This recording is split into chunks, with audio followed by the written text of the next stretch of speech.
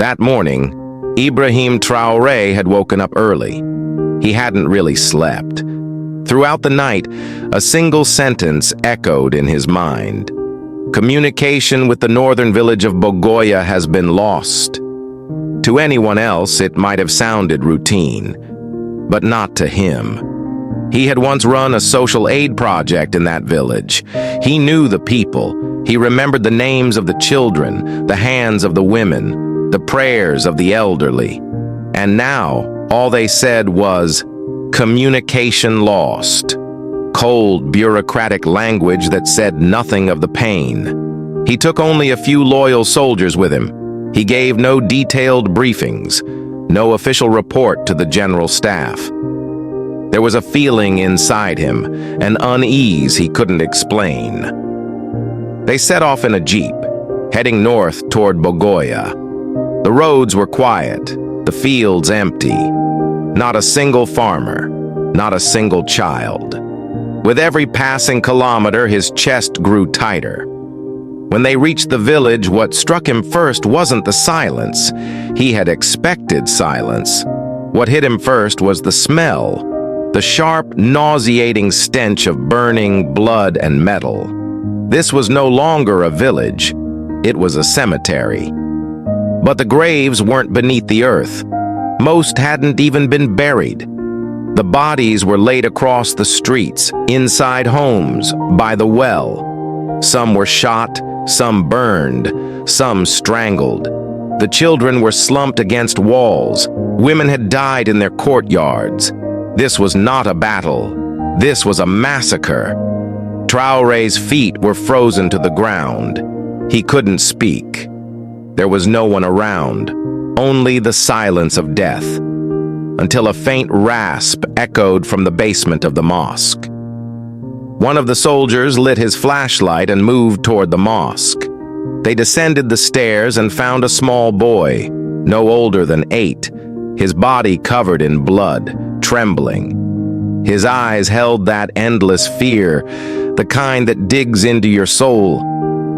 Traoré knelt and asked softly, "What happened here?" The boy moved his lips, but no sound came. Then he lifted his hand and pointed beyond the village toward the path leading into the forest. He whispered only one word. "They said they would help." Traoré shivered. Who had said they would help? They followed the path into the forest, and before long they reached an abandoned outpost.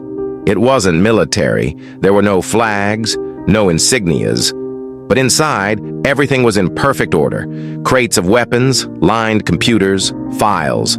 And near the wall, several heavy sacks neatly stacked, unmarked. They opened one, gold, pure gold, hundreds of kilos. On the desk lay an open file. Among the papers, a protocol written in French.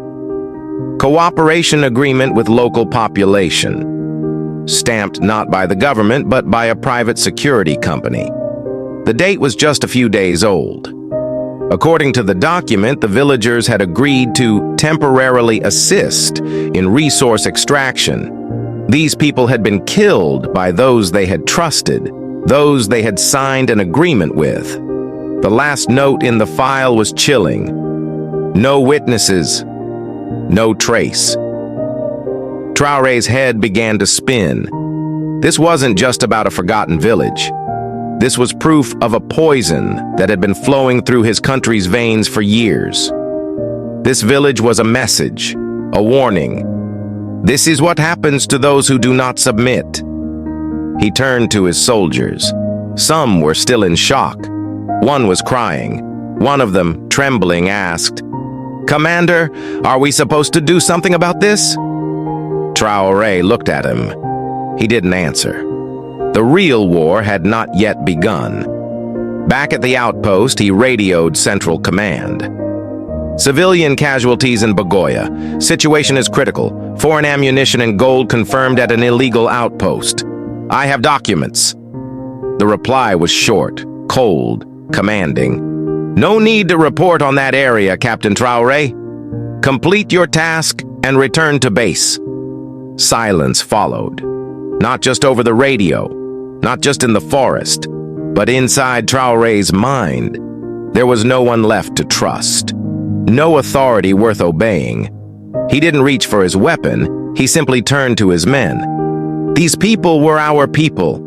If we see this and remain silent, we are guilty too. He paused, then added, "Either we speak now, or we'll be digging more graves." One by one, the soldiers stepped beside him. No orders were needed, only conscience. And that was the day Ibrahim Traoré became more than a soldier. That was the day the silent revolt was born, and the dead of Bogoya. They would never be silent again.